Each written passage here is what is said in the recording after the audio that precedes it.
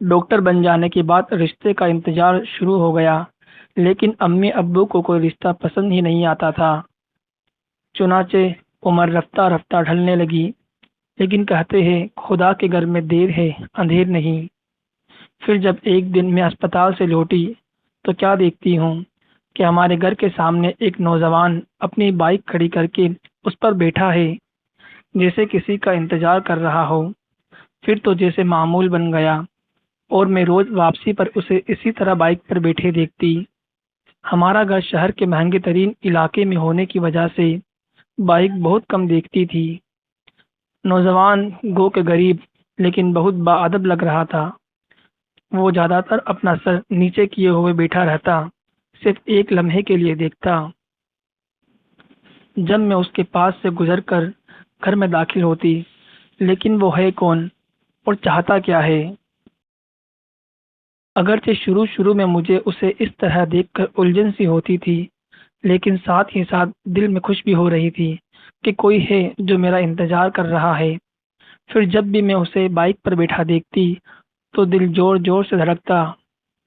یا اللہ، یہ کیا ہے؟ کیا مجھے اس سے محبت ہو گئی ہے؟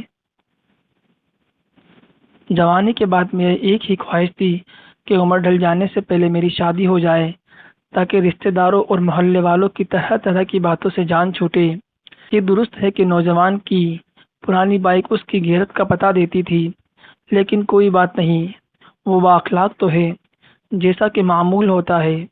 دن گزرتے گئے، اب مجھے یقین ہونے لگا کہ نوجوان مجھ سے محبت کرتا ہے، تبھی تو میرے آنے سے پہلے مجھے دیکھنے آ جاتا ہے اور گھنٹوں میرے جانے کے بعد بھی کھڑا رہتا ہے۔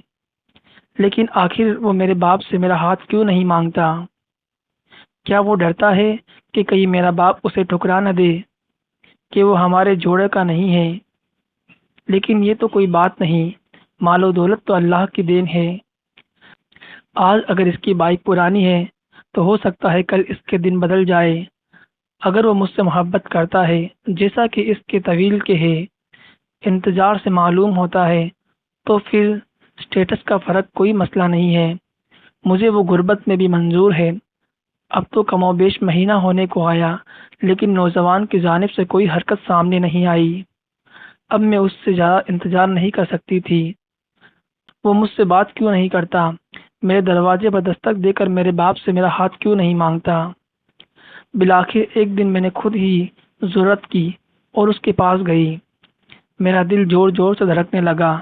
میں پہلی دفعہ اس کے قریب سے دیکھ رہی تھی۔ وہ زیادہ خوبصورت نہیں تھا، لیکن کوئی بات نہیں۔ وہ اپنی مخصوص انداز میں سر نیچے کیے ہوئے، ہاتھ اپنے گود میں رکھے ہوئے بائک پر بیٹھا ہوا تھا۔ مجھے پاس دیکھ کر ذرا سا چونکا اور سر اوپر کیا۔ میں نے پوچھا کہ ہمارے گھر کے سامنے گھنٹوں کیوں کھڑے رہتے ہو؟ اس نے سادگی سے جواب دیا، باجی، اس لیے کہ آپ کی وائی فائی کا پاسورڈ نہیں لگا ہوا ہے۔